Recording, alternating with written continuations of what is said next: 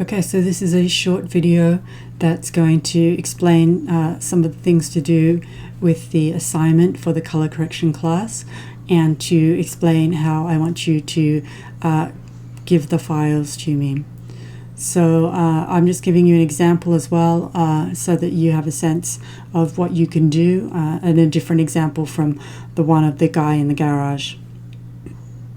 So with this image, I want you to make sure that you reduce the file size from the larger size that you've picked from the stock libraries.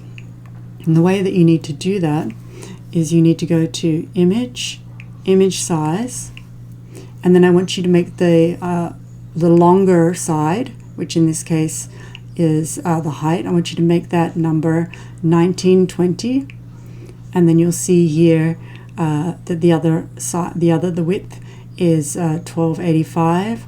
If that is 1280 or 1300, that's fine. But make sure that the longer side, I don't mind if your image is tall or wide, but I want you to make the longer dimension 1920. And then I want you to make the resolution 72 pixels per inch. That's going to make sure that we all have file sizes that are not too big, but are also big enough to give us detail.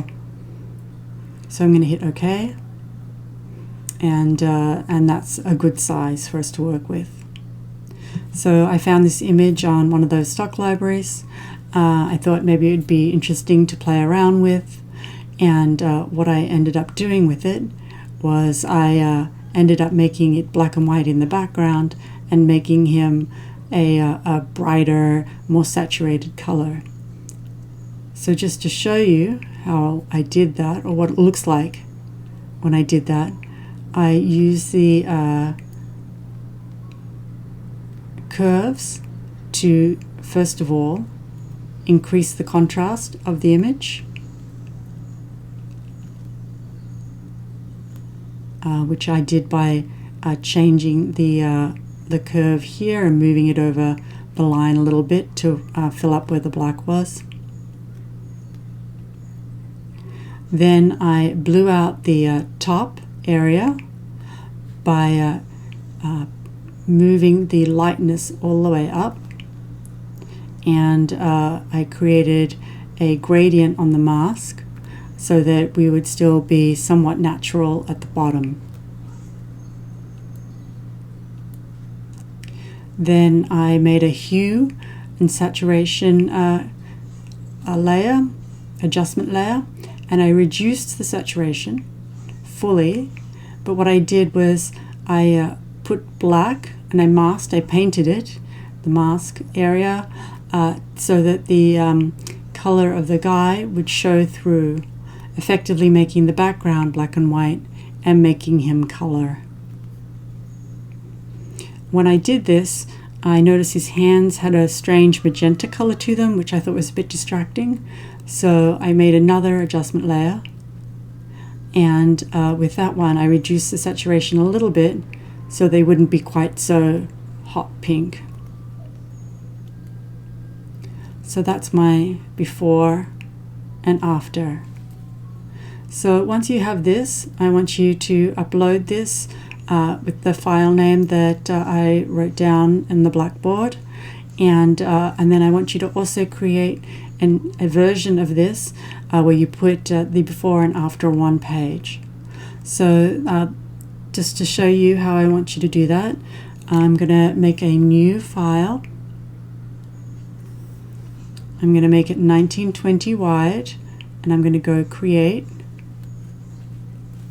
and then I'm going to select all of my layers by holding down Shift and click, and then I'm going to use a key command. So this key command to do this is to hold down Control and then click on the layers, the selected layers, and go to Duplicate Layers. And then I want you to, where it says Document, I want you to move that down to Untitled.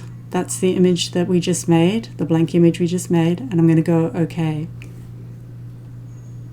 Okay, So this was the blank image we just made, the new document, and he's in here, but you'll see that he's bigger. So we're going to make it smaller. We're going to go to Edit, Free Transform, and then I'm going to make it smaller, and I might crop it a little bit at the top. We don't need quite so much at the top, I don't think.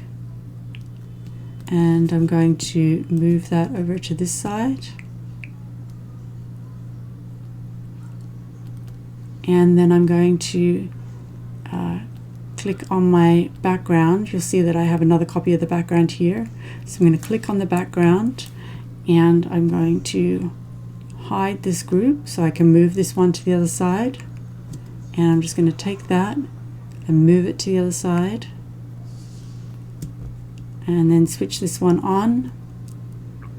You can see actually that the layers are affecting this image as well. So I need to make a mask so that the images that are inside the folder are the only ones that are affected by the color adjustment layers.